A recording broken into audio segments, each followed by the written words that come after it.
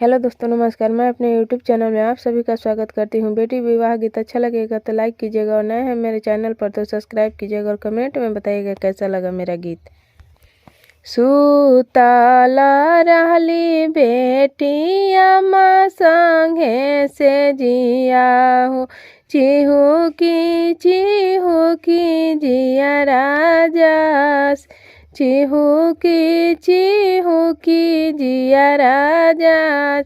के करा दुआरवाया माया जन बाजेला,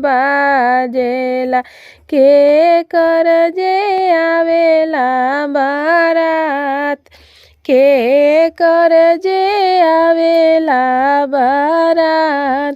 तोहर दुआरवा बेटिया जन बाजेला, तोहरो जे आवेला बारात, तोहरो जे आवेला बारात।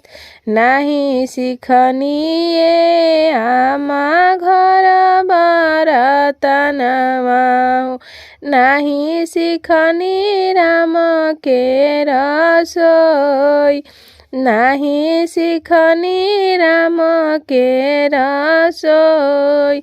सासु नदिया माँ मोहे गरी आई है, मोरो मुख सहलो ना जाय, मोरा मुख सहलो ना जाय।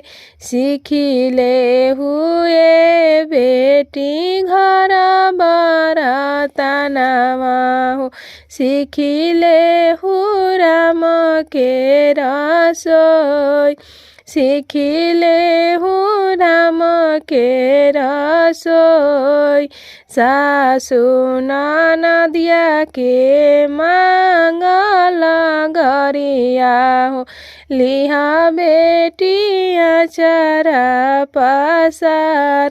सासु नदिया के मांगल गरिया हो, लिहा बेटिया चरा पसार, लिहा बेटिया चरा पसार।